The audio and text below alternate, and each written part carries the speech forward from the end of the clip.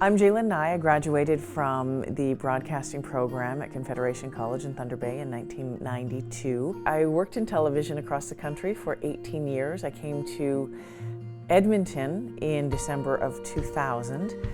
Worked for Global Edmonton here until 2008, and in September of 2008 I switched over to radio. And then a couple of years ago I decided I wanted to get more back into the news side, so I went up to News Talk Radio and now work on 630 CHED, the big AM station here in Edmonton, right across northern Alberta. A typical day for radio would be, I tend to get into work around 10:30 or 11, and what I do is sit down and try to take the barometer, I guess, of what people are talking about, what is making news, what are the headlines, what are you talking about today? And that's oftentimes what our show will reflect. So I go through, I have all sorts of different websites that I will go to and say, oh, that's an interesting story, that's an interesting story, that'll get my listeners fired up, this will get my listeners very interested in. And I put together a whole list of them. The fascinating thing about this job is we can talk about anything. We can talk about politics. We can talk about the price of oil. We open up the phone lines and just turn it over to our listeners to share their thoughts and their emotions, and it becomes like this whole big community of support. And that is really brilliant. I think those days are amazing, but every day is different. We can have a plan to go in and say, okay, this is what we're going to do in the show. Say we go here, and next thing you know, we're over here somewhere talking, and I'm like, I don't even know how we got over here. But it's fun. It can be tough. It can be really, really tough days. And it's not physical labor or anything like that, but you just, 1 minute you can be talking about this, and then the Paris attacks happen. So you're on the air during the Paris attacks, and you're now trying to relay as much information you have from a studio in Edmonton about something that's happening on the other side of the world. Those are the really tough days, but they're really satisfying as well. It's a real roller coaster, and it's one that I'm really enjoying the ride of for the last 8 years.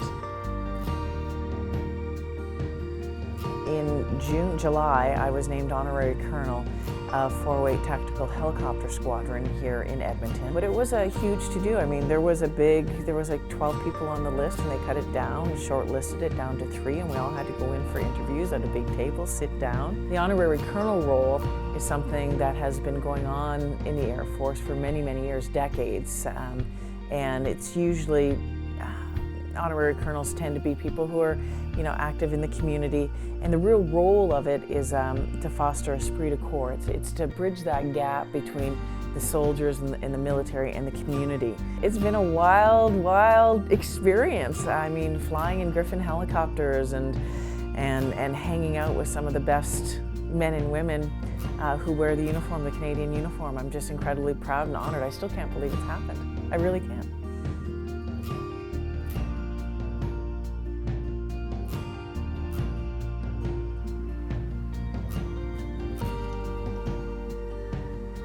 So I've been driving the Volvos now for a couple of years, but how it started was my oldest stepson was working at Volvo of Edmonton. We would bring the cars home, and I was like, these are really awesome cars. Great driving, great whatever.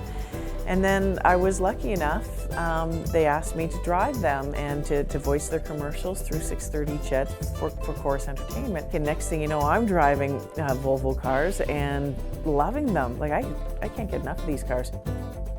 We always talk about service when it comes to Volvo. I find the service there is absolutely second to none. I have an issue with the car. It's done. It's taken care of.